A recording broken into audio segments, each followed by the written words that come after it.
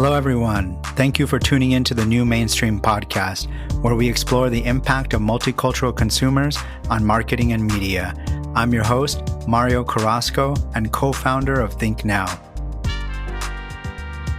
Excited to have today's guest, Zontziry Z. Johnson, VP of Customer Transformation at Zappy, and MRX Explorer podcast co-host. This is our first cross podcast guest. Welcome to the New Mainstream, Z. Thank you.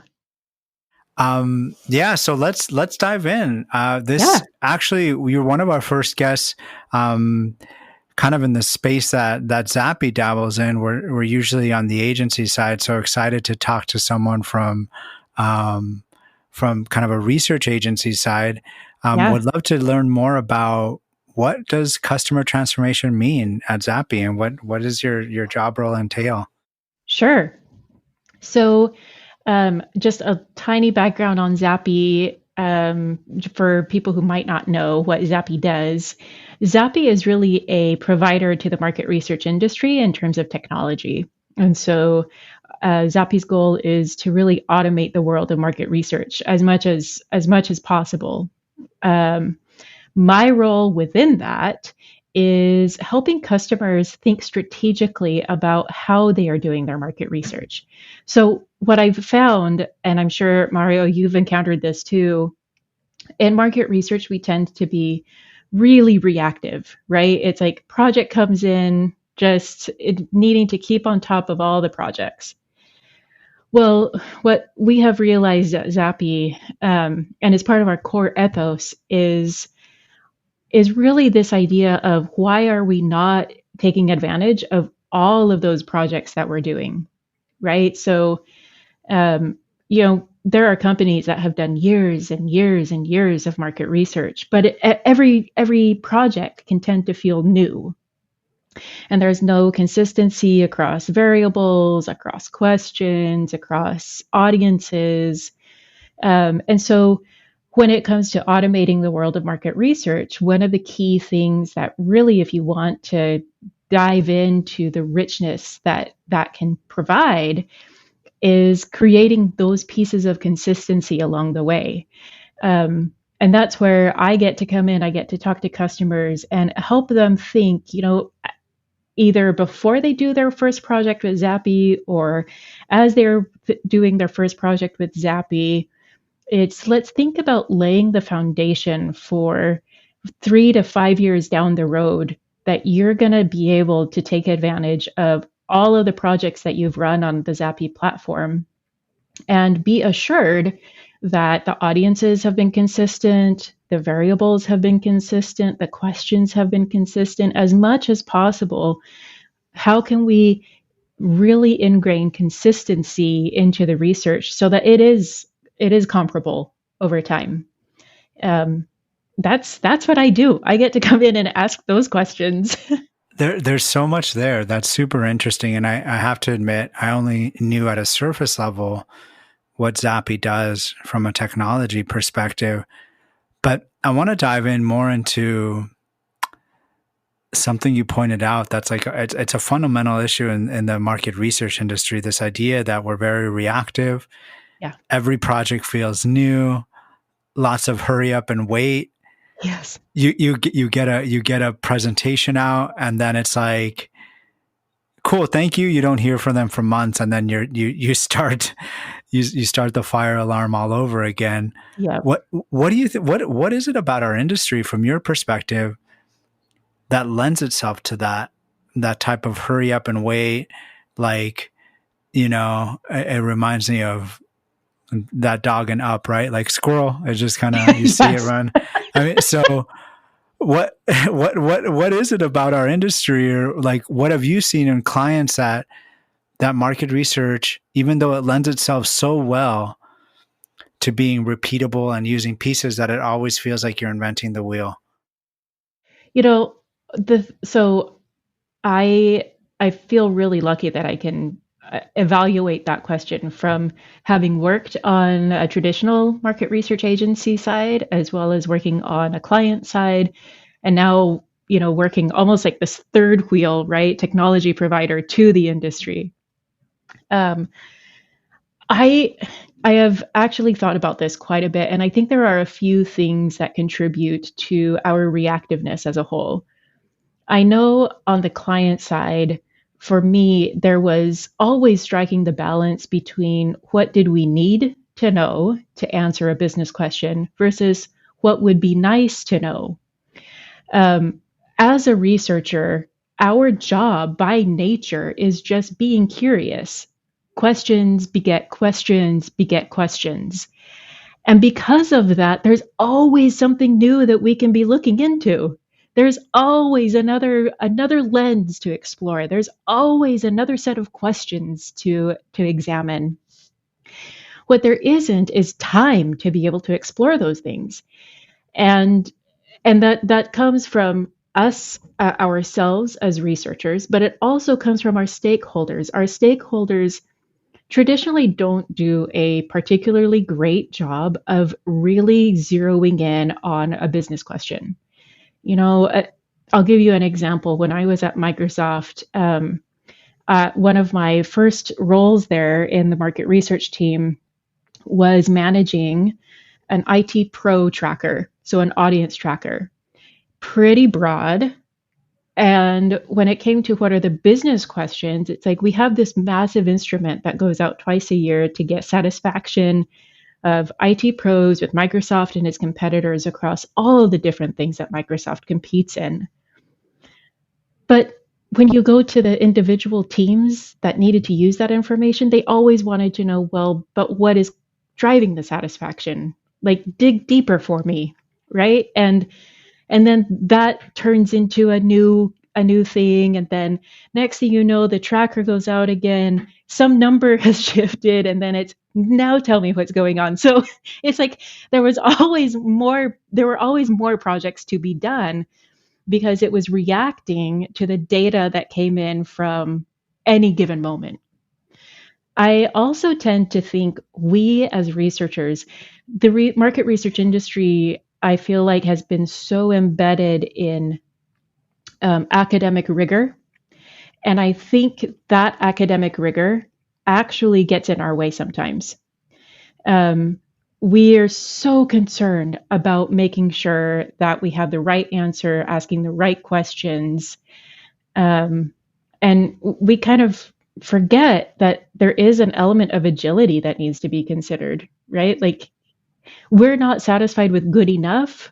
We have to have bulletproof answers to to questions because we just want to. We're seen as that voice of truth, and because of that, we always have these little things that change, right? Like, oh, but there's been a cultural shift. So we need to redo the study to take into account that cultural shift. Um, all those little nuances that change over time that then we as researchers go, that's just enough for me to want to redo this whole thing.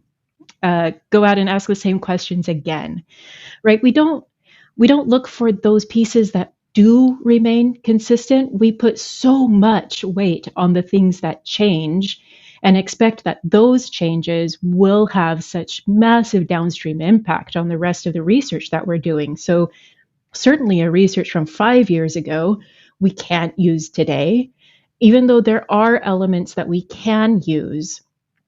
Um, at Zappy, we focus right now very much on the innovation space and the advertising space.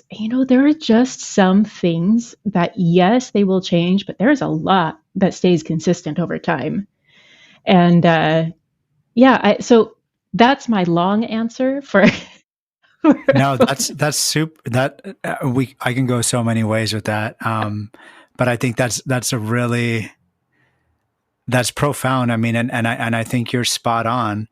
And I want to segue into this conversation about the multicultural consumer because to your point about, well, you didn't say this, but what I got is like discerning, real cultural shifts from perceived ones. Yeah. And I think we can all agree 2020, there's been some multiple seismic shifts, to say the least. Yep. Pandemic, social justice movement. We're recording this on November 10th. We just had an election. Yep. So just huge shifts. Us as a company think now we've been focused on the multicultural consumer, since our inception. But I'm Mm-hmm. sure you are now seeing lots of clients come to you about, or maybe many clients come to you about, hey, look what's happening from a social justice perspective. Integrating, talking to multicultural consumers. I mean, how does that play out, right? Where you want consistency, but then as a researcher, I mean, you're tuned in to the cultural landscape more than anyone. So, is it a matter of discerning kind of real cultural change versus noise, and how have you helped clients through this kind of awakening of the importance of multicultural consumers in the US? One of the things that I realized as we had a customer who came in and was like, hey, our company wants to really make sure that we are capturing the correct market, like an actual view of the market. We know that we're not getting the multicultural lens that we should be getting. Um, the the first acknowledgement that we have to make is there are some industries, for example, the tech industry, where there is a massive underrepresentation of multicultural people within the industry itself. So if you're doing research in that industry, you need to be aware of the fact that there's already a problem. There Mm. was concern that panels would be held to bear for not having that correct lens or the correct representation in the panel for that particular study. And it was like, yeah, but let's take two steps back. Let's look at the industry itself. Let's look at what we can find about the multicultural representation in that industry. And then let's take a look at what we're getting in the door in terms of research. So I think there's a little bit of needing to not blame research for the lack of representation right off the bat, right? However, that said, there is so much more that research can be doing to make sure that we do have that representation. But I think we tend to go about it a little bit sideways, where we get so, again, this is the academic rigor. We're like, okay, so if my population looks like X percent this ethnicity, X percent this ethnicity, X percent this ethnicity, that means my research needs to include X percent this ethnicity, X percent this Yeah. ethnicity, right? Qualitative or quantitative. And what we don't realize is, frankly, we're writing research for a single ethnicity. When we write our instruments, our survey instruments, when we write those trackers, we have so many underlying assumptions that are very rooted in white people answering these surveys.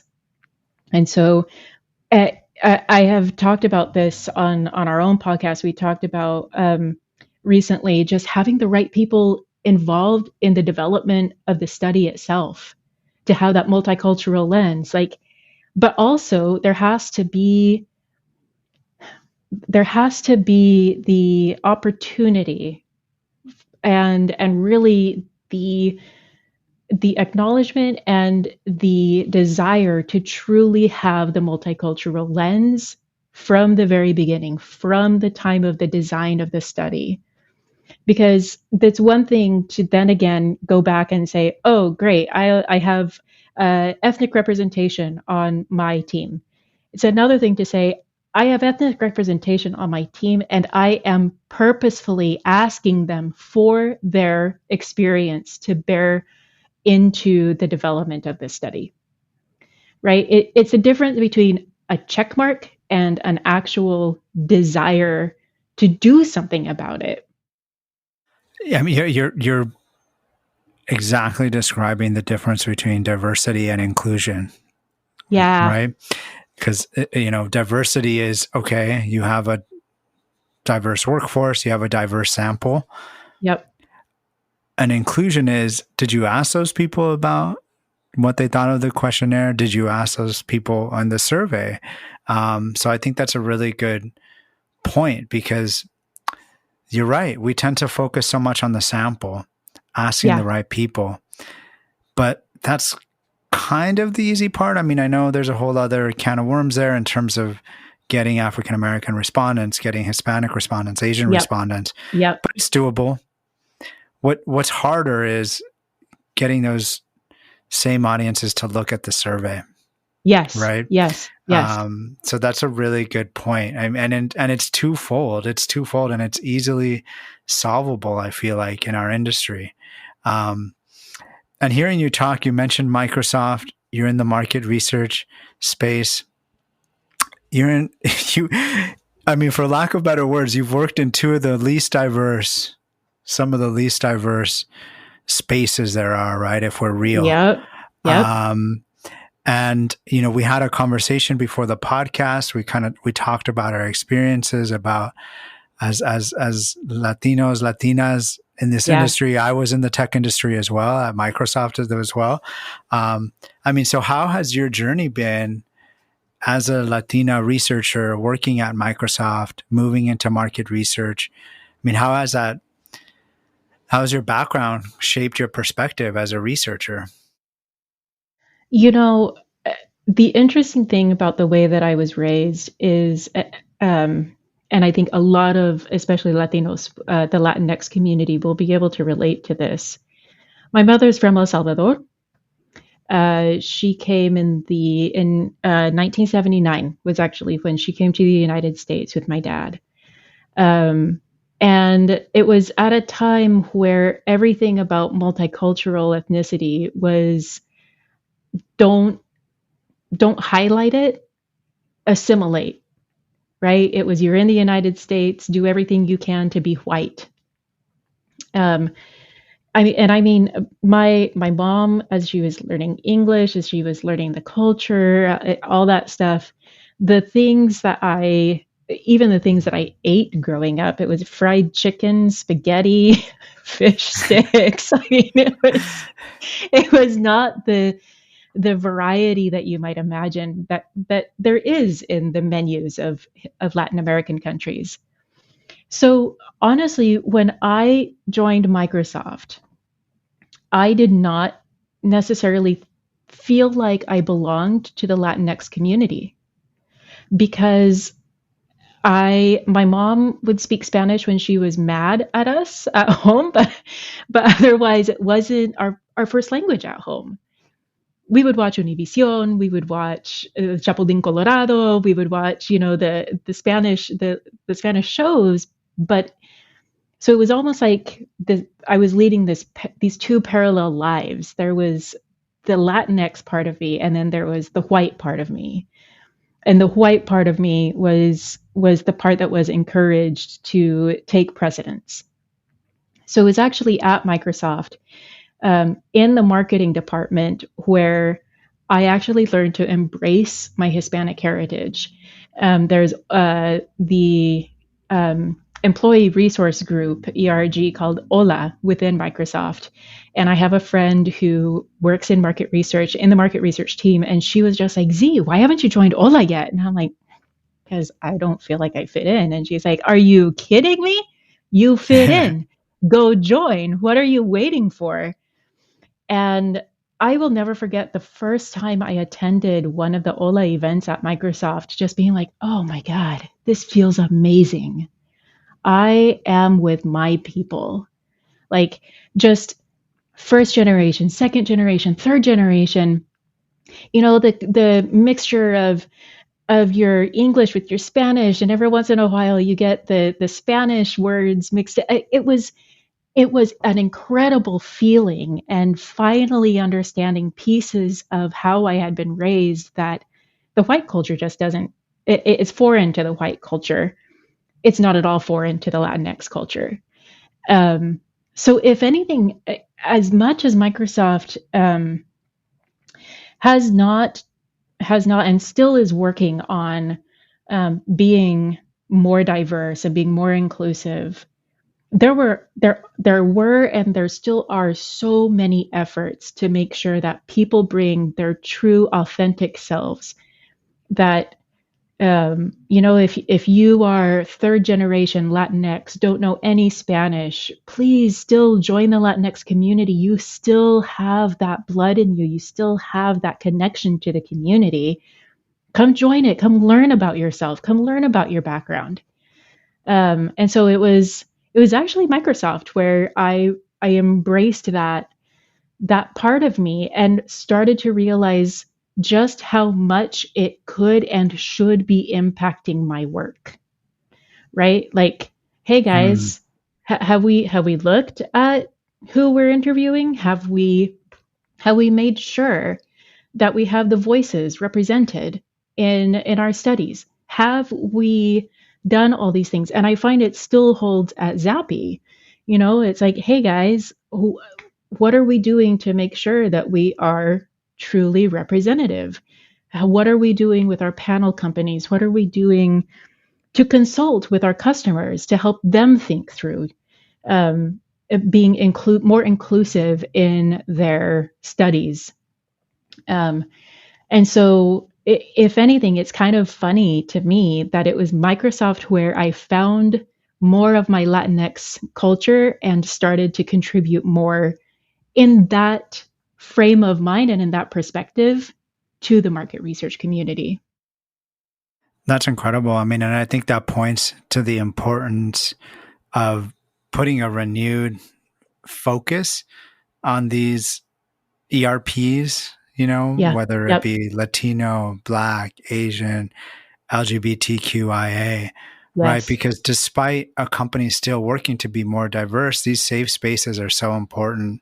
Um, and now we have you, right? We have you in the market research industry helping us move that along. And that's why these conversations are so important. Yeah. And I think you point to something that many Latinxers deal with. And I love this reframe. I think much of the time we think of ourselves as half and half American, half Latinx, kind of Right. bicultural. But I think that a reframe that's really helped me is being 200%. I'm 100% Latinx. And I'm 100% American, because that 50-50 makes you feel less than. You're not much of this. You're not much of that. Yep. When the Yep. reality is about our experiences, and I really hear it in your story, that you're both. Yeah. You're both. You're not 50% American. You're 100% American. You're not 50% Latina. You're 100% Latina. Yeah. And bringing that to bear in our work is so important. So thank you for sharing.